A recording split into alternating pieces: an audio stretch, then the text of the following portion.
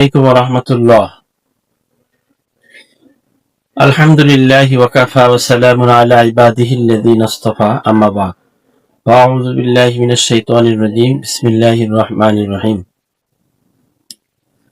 أما الذين آمنوا وعملوا الصالحات فلهم جنة المأوى نزلا بما كانوا يعملون إلى آخره. মোহতারাম উপস্থিতি, আপনারা সকলেই ভালো আছেন। আজকে আলোচনা করব জান্নাতুল মাওয়া।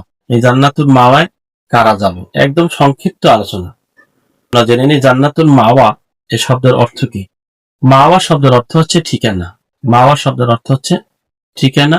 মাওয়া শব্দের আরেকটি অর্থ হচ্ছে প্রকৃত আবাসস্থল। মোমেন বান্দাবান্দি এবং শহীদ বান্দাবান্দিদের রূহগুলো যেখানে অবস্থান করবে সে জায়গাটার নাম হচ্ছে জান্নাতুল মাওয়া। রূহগুলো এখানে অবস্থান করার পর এখান থেকে আর বের হবে না, বের হতে চাইবেও না, এবং তাদেরকে বের করে দেওয়া হবে না।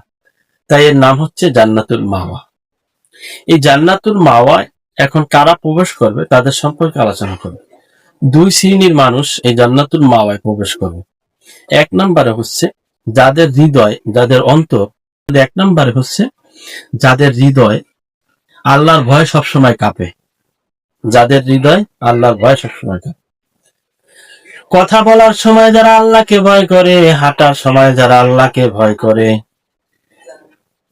খাওয়ার সময় যারা আল্লাহকে ভয় করে, কিরমিনেলি বাটপারি সিটেরি করার সময় যারা আল্লাহকে ভয় করে, দেশের সম্পদ, জনগণের সম্পদ লুট করবে না আল্লাহকে ভয় করে, জেনা বেবিচারি করবে না আল্লাহকে ভয় করে, সম্পদ লুটপাট করবে না আল্লাহকে ভয় করে, জমি আত্মসাৎ করবে না অন্যায়ভাবে আল্লাহকে ভয় করে, ভাই বোন ভাই বেড়াদার আত্মীয় স্বজনদের হক নষ্ট করবে না আল্লাহকে ভয় করে। এর নাম হচ্ছে আল্লাহকে যারা ভয় করে। সব ক্ষেত্রে জীবনের A to Z, first to last, top to bottom পর্যন্ত আল্লাহকে ভয় করে কাজ করবে, চলবে, কথা বলবে এবং ব্যক্তি থেকে শুরু করে আন্তর্জাতিক জীবন পর্যন্ত চলার চেষ্টা করবে। এগুলো জান্নাতুল মাওয়ায় প্রবেশ করবে। দ্বিতীয় নাম্বারে হচ্ছে প্রবৃত্তির দাসত্ব থেকে বিরত থাকবে। প্রবৃত্তির দাসত্ব বলা হয় অঙ্গ প্রত্যঙ্গের যে চাহিদা পূরণ করা, অর্থাৎ খেয়াল খুশি মতো আল্লাহর হুকুমের বাইরে খেয়াল খুশি মতো নিজেদের অঙ্গ প্রত্যঙ্গে খেয়াল খুশি মতো চলা, এই কাজ যারা করবে না, বিরত থাকবে, আল্লাহ তাদেরকে জান্নাতুল মাওয়ায় দান করবে। এই দুই শ্রেণীর লোকদেরকে আল্লাহ জান্নাতুল মাওয়ায় দান করবেন। আল্লাহ এই দুই শ্রেণীর লোকদের মধ্যে আমাদেরকে শামিল করে দিন, আমরা বলি আমিন। আল্লাহ রাব্বুল আলামিন বলেন, ওয়া আম্মা মান খাফা মাকামা রাব্বিহি ওয়া নাহান নাফসা আনিল হাওয়া ফাইন্নাল জান্নাতা হিয়াল মাআওয়া।